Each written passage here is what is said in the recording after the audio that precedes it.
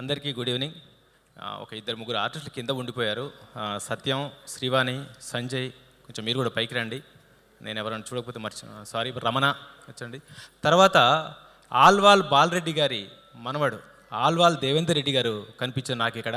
రండి దేవేందర్ రెడ్డి గారు సార్, రండి. Thank you so much. అన్నా ధనియేలే అన్న, రా అన్న, నీ దండ పెడతాను, రా. తర్వాత తమ్ముడు కాజా కనిపించాడు ఇక్కడ. కాజా పాషా తమ్మి రా తమ్మి.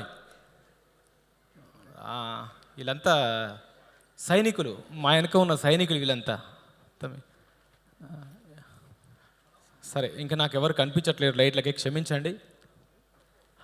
ఎక్కడి నుంచి మొదలు పెట్టాలో అర్థమవుతలేదు, ఎందుకంటే టైం అయిపోయింది. మణికంఠ ఎక్కడో ఉన్నమాట, రాయ్యా, మణికంఠ రాయ్యా. Okay, thank you so much. ముందుగా నన్ను కన్నా తల్లిదండ్రులని స్మరించుకుంటూ, మర్చిపోయాను, మాస్టర్ సతిన్ శ్రేయాస్ ఈ ఆట, మాస్టర్ సాయి శ్రీ అని ఆట. మీరు కూడా ఆర్టిస్టులే, రండి అన్న. నన్ను కన్నా తల్లిదండ్రులను స్మరించుకుంటూ, నన్ను భరిస్తున్న నా భార్యని, నా పిల్లల్ని గుర్తు చేసుకుంటూ ఈ స్పీచ్ స్టార్ట్ చేస్తున్నాను. నేను ఇండస్ట్రీకి రావాలనుకున్నప్పుడు, ఖైరతాబాద్ నియోజకవర్గంలో జర్నలిస్ట్గా పనిచేస్తున్నప్పుడు, నేను సినిమా అవకాశాల కోసం తిరుగుతున్నప్పుడు ముందుగా నన్ను ఈ ఇండస్ట్రీలో అడుగుపెట్టింది సుఖవాసి హరిబాబు గారు. ఆయనకి నా పాదాభివందనం. నాకు ఓనమాలు నేర్పించింది కొబ్బరి బొండం సినిమా డైరెక్టర్ కాట్రగడ్డ రవితేజ గారు. ఆయనకి నా పాదాభివందనం. ఆ తర్వాత మా గురువు గారు, నా గాడ్ ఫాదర్, నా దేవుడు, నా తండ్రి, 20 సంవత్సరాలు నన్ను ఒక శిల్పంగా చెక్కిన రాఘవేంద్రరావు గారికి పాదాభివందనం. ఆ తర్వాత నన్ను ఒక క్రియేటర్గా మార్కెట్లో నిలబెడితే, నన్ను ఒక ఆర్థికంగా నిలబెట్టిన నా సొంత అన్నలు, బాహుబలి ప్రొడ్యూసర్స్ శోభు యార్లగడ్డ గారు, దేవినేని ప్రసాద్ గారు. ఈరోజు నేను ఆర్థికంగా సుఖంగా హాయిగా నిలబడ్డానంటే వాళ్ళే కారణం. శోభు గారు, ప్రసాద్ గారు ఫస్ట్ ఇండస్ట్రీకి వచ్చినప్పుడు మా రాఘవేంద్రరావు గారు, అరే నా మేనల్లుడు రా, కొంచెం జాగ్రత్త అని నాకు జాగ్రత్తలు చెప్పారు ఆయన గురించి. పల్లకిలో పెళ్లి కూతురు అని ఒక సినిమా చేసినప్పుడు మేము ట్రైన్లో వెళ్తూ ఉంటే, నేను, సుచిత్ర మేడం, శోభు గారు, అన్నం వచ్చిన తర్వాత ఎవరో అందించే వాళ్ళు 2 ప్లేట్లు ఇచ్చారు. ఒక ప్లేట్లో సుచిత్ర మేడం తింటున్నారు, ఇంకొకే ప్లేట్ ఉంది. శోభు గారు, మా ప్రసాద్ గారు, రావయ్యా ఏం కాదు అని చిన్న ప్లేట్లో అటు నుంచి ఆయన, ఇటు నుంచి నేను తింటూ రాజమండ్రి, విజయవాడ వరకు వెళ్ళిపోయాం. రాఘవేంద్రరావు గారి అక్క కొడుకేనా ఈయన, లేకపోతే నా అన్ననా అనుకున్నాను. నిజంగా నా కాళ్ళు తోబుట్టువులే. ఆ తర్వాత నేను ఒక క్రియేటర్గా, నేను ఒక మార్కెట్లో మంచి పేరు సంపాదించుకున్నాక మళ్ళీ నాకు పరిచయమైన నా పెద్దన్న గూడూరు నారాయణ రెడ్డి గారు, నువ్వు క్రియేటర్గా నిలబడ్డావు, ఆర్థికంగా నిలబడ్డావు, కానీ నీ గోల్ని నిరూపించుకోవాల్సిన అవసరం ఉంది. కాబట్టి నాకు అసలు సినిమాలంటే ఇష్టమే లేదు, నాకు సినిమాలంటే కోపం, చికాకు, అయినా సరే మనం ఒక సినిమా చేద్దాం, మన చరిత్ర చేద్దాం, మన ఘన చరిత్ర చేద్దాం, మన ప్రాంత చరిత్ర చేద్దాం, తెలంగాణ చరిత్ర చేద్దాం, హైదరాబాద్ సంస్థానంలో జరిగిన అన్యాయాల మీద సినిమా మనమే చేద్దాం అని నాకు అవకాశాన్ని కల్పించి, ముందు 10 కోట్లు 12 కోట్లు ఇస్తాను, అంతకంటే ఎక్కువ ఇవ్వను అన్న గూడూరు నారాయణ రెడ్డి గారు నా పక్కకు కూర్చొని డైరెక్షన్ చేస్తుంటే స్క్రీన్లో చూస్తూ, లేదు నాకు క్వాలిటీ నచ్చట్లేదు, నా చరిత్ర క్వాలిటీగా కనిపించాలి, నా చరిత్ర ప్రపంచ దేశాల్లో వినిపించాలి, నువ్వు డబ్బుకెక్కడ భయపడకు అని ఆ రోజు నుంచి ఈరోజు మార్నింగ్ వరకు ఎక్కడి నుంచి 10 రూపాయలు వచ్చిన సినిమాకే పెట్టారు తప్ప ఇక దేనికి పెట్టలేదు. అందుకనే ఈరోజు ఈ సినిమా ప్రపంచ జనాభా గుండెల్లో హైదరాబాద్ చరిత్రను మారుమోగించబోతుంది. No doubt. చూడండి, ఇదొక సునామీలాగా చరిత్రలో నిలబడిపోతుంది. సినిమా చరిత్రలో, ప్రపంచ సినిమా చరిత్రలో ఉండే 10 సినిమాల్లో రజాకారు ఒక సినిమా కాబోతుంది. అది సత్యం. నేను డైరెక్టర్ అయినందుకు చెప్పట్లేదు. ఆ కథకున్న గొప్పతనం, ఆ హిస్టరీకున్న గొప్పతనం, ఆ చరిత్రకున్న గొప్పతనం, ఆ చరిత్ర ఉన్న కష్టానికి ఉన్న గొప్పతనం, ఆ అస్తిత్వానికి ఉన్న గొప్పతనం, ఆ పోరాట యోధులకున్న గొప్పతనం, ఆ ప్రజలకున్న గొప్పతనం, ఈ రక్తానికి ఉన్న గొప్పతనం, ఈ భూమికి ఉన్న గొప్పతనం, ఈ భూమి మీద పెట్టిన ప్రతి తెలుగువాడికి ఉన్న గొప్పతనం ప్రపంచ దేశాల్లో ఈ సినిమా ద్వారా వినిపించబోతోంది. ఇంకా ఇంకా నాకు చాలా స్పీచ్ ఇవ్వాలని ఉంది, చాలా చెప్పాలని ఉంది. బట్ అందరూ నిల్చొని ఉన్నారు, వెనక నుంచి నాకు గన్లు పెట్టారని భయం వేస్తుంది. అన్న మీరందరూ ఇక్కడికి వచ్చారు. నాదేంటంటే 2 సంవత్సరాలు పడ్డ కష్టం, 2 సంవత్సరాలు వీళ్ళంతా సైన్యంలాగా నన్ను నడిపించిన కష్టం. కాబట్టి నేను అందరినీ గుర్తు చేసుకోకపోతే నేను చరిత్రహీనుడిని అవుతాను. కాబట్టి నన్ను క్షమించండి, కాసేపు మిమ్మల్ని నిల్చోబెడతాను. నేను గుర్తుపెట్టుకోను, నేను నా వాళ్ళని గుర్తుంచుకోవాల్సిన అవసరం నాకు ఇప్పుడు ఉంది. ప్లీజ్ అన్న క్షమించండి. ముఖ్యంగా ఇక్కడికి మమ్మల్ని ఆశీర్వదించడానికి వచ్చిన మా ముందు తరం సినిమా పెద్దలు, అండర్లైన్ చేసుకోండి, మా ముందు తరం సినిమా పెద్దలు రాకేష్ రెడ్డి గారు, వెంకటరమణారెడ్డి గారు, వీళ్ళు మీకు పొలిటికల్ లీడర్స్లాగా కనిపించారు, కానీ వాళ్ళకు కూడా సినిమా రక్తంతో సంబంధం ఉంది. రాకేష్ రెడ్డి గారు మా హీరో గారు, మీకు తెలీదు, హీరోగా ఆయన సినిమా చేశారు, తర్వాత బిజినెస్లోకి వెళ్ళారు, తర్వాత రాజకీయాల్లోకి వెళ్ళారు. అన్న ప్రేమకైతే సినిమాలో చేయాల్సింది, కానీ ఆయనకు సినిమా కంటే అక్కడ దాకా వచ్చి నటించే టైంకు నాకు ఇది కాదు ప్రజాసేవ కావాలనుకున్నారు. అందుకనే ఒక్క రూపాయి పోయకుండా, ఒక్క ముక్క వేయకుండా, ఒక్క సారబోటు వేయకుండా 2000 మంది మహిళల్ని రోడ్డు మీద నిల్చోబెట్టి వాళ్ళ ఇంటిని రోడ్డు కోసం దానం చేసి 2 సీఎంలని ఓడించి కామారెడ్డిలో ఈరోజు ఎమ్మెల్యే గెలిచారు. కాబట్టి ఇంత పెద్ద మేధావులు. తర్వాత శోభాలత గారు, ఈరోజు శోభాలత గారు హైదరాబాద్ ఓల్డ్ సిటీలో కాషాయపు జెండా రెపరెపల్ని వినిపించబోతున్నారు. అలాంటి శోభాలత గారి ఆశీర్వాదం. తర్వాత మా నారాయణమూర్తి అన్న సినిమాలు చూస్తూ పెరిగాను, నారాయణమూర్తి అన్న ఆవేశాన్ని చూస్తూ పెరిగాను. అందుకే ఇప్పుడు నాకు ఆవేశం వస్తూ ఉంది. నారాయణమూర్తి అన్న ఎర్ర సైన్యం సినిమా మీద నా జర్నలిస్ట్గా ఉన్నప్పుడు నేను ఆ సినిమా రివ్యూ రాశాను. ఆ తర్వాత మీరందరూ కొందరు గుర్తించలేకపోయారు. నారాయణమూర్తి అన్న వీర తెలంగాణ అనే సినిమా చేశారు. ఆ వీర తెలంగాణ సినిమా చరిత్ర కూడా ఈ రజాకార్ చరిత్రనే, ఈ కాసిం రజ్వీ చరిత్రనే, ఈ నైజాం చరిత్రనే, ఈ హైదరాబాద్ చరిత్రనే. అది నారాయణమూర్తి అన్న ఉన్న గొప్పతనం. తర్వాత ఇక్కడ ఉన్న వాళ్ళందరూ, మా ఆర్టిస్టులు అందరూ. తర్వాత మర్చిపోయాను, మా ఆల్వాల్ దేవేందర్ రెడ్డి గారు, ఇతను ఆల్వాల్ బాలరెడ్డి గారు, మీరు పాటలు విన్నారు. అందులో ఆల్వాల్ బాలరెడ్డి గారి మనవడు. నాకు ఫోన్లో మాకు ఇంతవరకు పరిచయం లేదు, నేను కూడా ఈరోజే చూస్తున్నాను. కానీ ఫోన్లో మాకు పరిచయం, నాకు చాలా సలహాలు ఇస్తుండేవారు. తర్వాత మా సురేష్ కొచ్చాటిల్ గారు, మా రెడ్డి గారి కథ వినగానే ముందు చెప్పించిన వ్యక్తి సురేష్ కొచ్చాటిల్ గారికి. ఆయన నా కథ విని నాకు అప్రిషియేట్ చేశారు, నా సినిమా ముందు కదలడానికి ఆయన సహకరించారు. తర్వాత శ్రీరామ్ గారి జర్నలిస్ట్ గారు, ఆయన నాకు సపోర్ట్ చేశారు.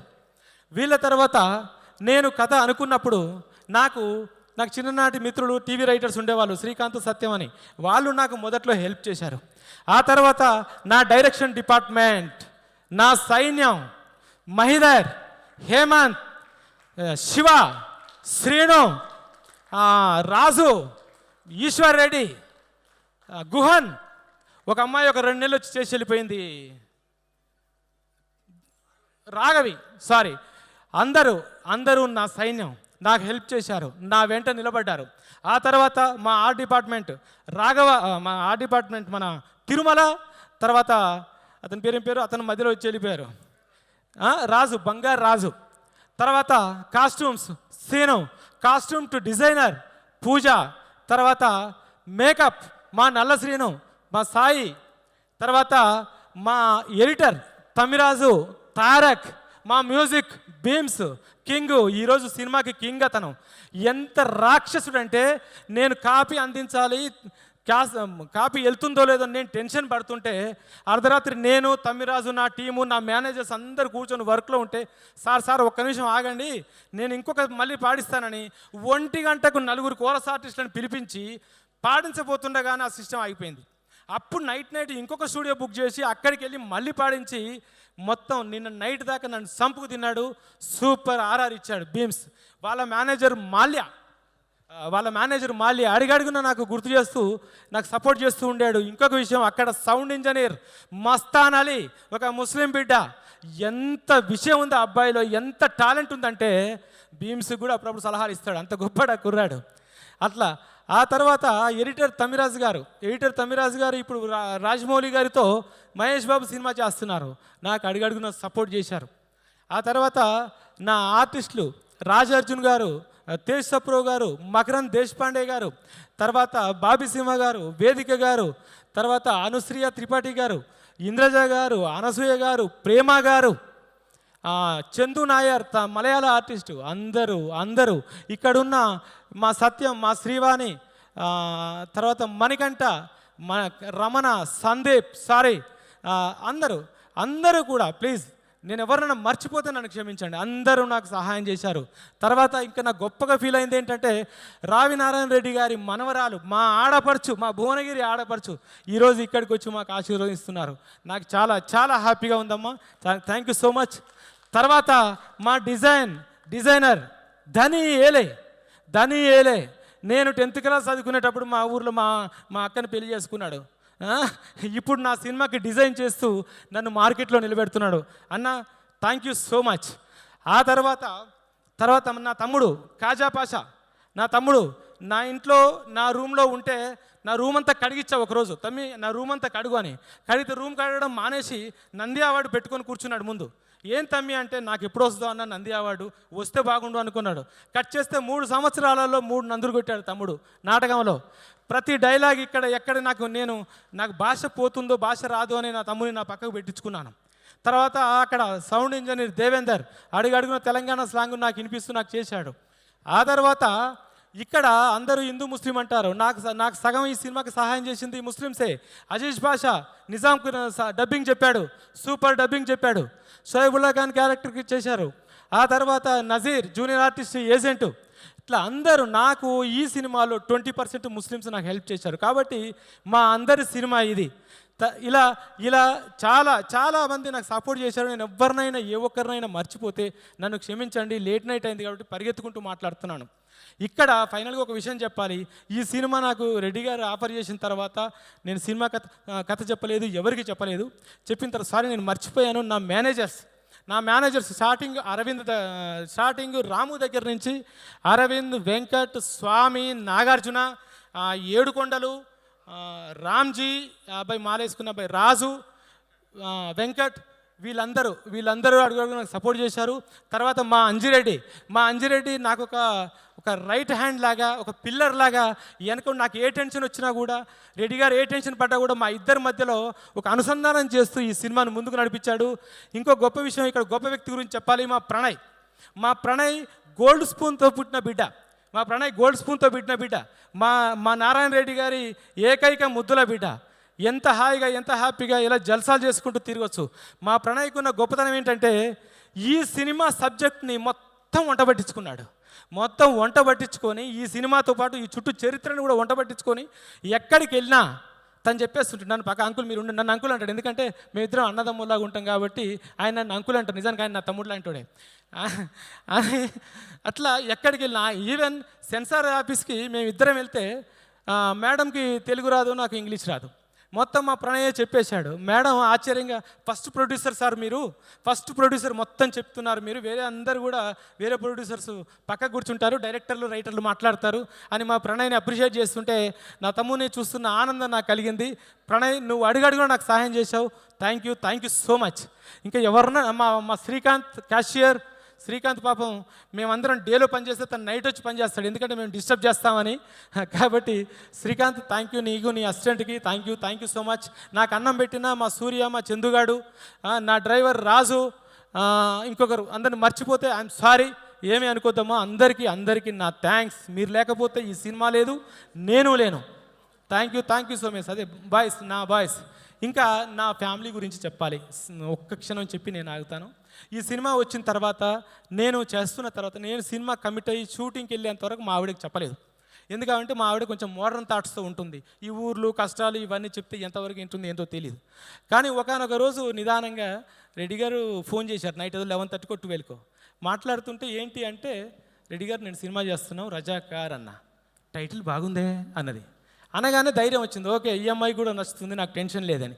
ఆ తర్వాత నిజానికి ఇంతవరకు కథ చెప్పలే నేను, ఎందుకంటే ఇంతవరకు కథ చెప్తే మళ్ళీ లీక్ చేస్తుందని భయంతో, యాంకర్ కదా తను, మళ్ళీ తన ఛానల్లో రాసుకొని మా ఆయన ఈ కథ చెప్తుందని చెప్పలేదు. అయితే పోస్టర్ రిలీజ్ అయిన తర్వాత ఒక చిన్న ఇన్సిడెంట్ జరిగింది. ఇంతవరకు ఎవరికి చెప్పలేదు. కొన్ని బెదిరింపు మెసేజ్లు వచ్చినాయి, కొన్ని ఇలా వచ్చినాయి. అప్పుడు కొంచెం భయపడ్డది ఆ అమ్మాయి. ఏంటి ఇలా జరుగుతుంది అన్నది. ఏమవుతుంది సోని, చనిపోతాం అంతే కదా అన్న అనగానే ఒక్క క్షణం ఇలా అటెన్షన్గా చూసింది. అవసరమా అన్నది. అవసరమే సోని, నా గోల్ సినిమా, జీవితం అంతా ఎంజాయ్ చేశాను, నేను చేయాల్సింది సినిమా ఒకటే. సినిమా వచ్చింది, తర్వాత నా బాధ్యత చెప్పే అవకాశం వచ్చింది, నా చరిత్ర చెప్పే అవకాశం వచ్చింది. కాబట్టి నేను ఈ సినిమా చేస్తున్నాను.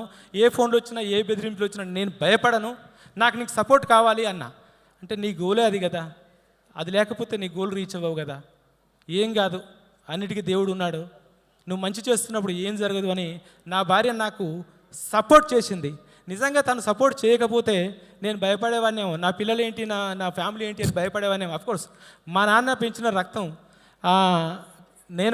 మా నాన్న కమ్యూనిస్టు, నేను కమ్యూనిస్టు బిడ్డని, నేను ఒక జర్నలిస్ట్ని, సమాజంలో ఎదురుస్తూ బతికిన వాడిని. నాకు ఆ ధైర్యం ఉంది. కానీ ఎవరికైనా భార్య పిల్లలని ఒక సెంటిమెంట్ ఉంటుంది. ఎప్పుడైతే నా భార్య నాకు సపోర్ట్ చేసిందో ఇంకా నాకు టెన్షన్ లేదు. అలా అందరి సహకారంతో ఈ తర్వాత నా మీడియా మిత్రులు, ఎందుకంటే వాళ్ళందరూ నా బ్రదర్స్ కదా, నా ఫ్యామిలీ, నా మెంబర్స్, మా జర్నలిస్టు డైరెక్టర్ అయ్యారని నన్ను పొగుడుకుంటూ చెప్తున్నారు. నా చిన్ననాటి స్నేహితులందరూ నన్ను కలిసి వెళ్ళిపోయారు, నాకు అప్రిషియేట్ చేస్తున్నారు. మా ఊర్లో మార్చి 15th రోజు కటౌట్ పెట్టి పండగ చేస్తున్నారు. అందరికీ నాకు ఈ సినిమా పరిశ్రమలో సహకరించిన అందరికీ కూడా పాదాభివందనం చేస్తూ థ్యాంక్ యూ సో మచ్.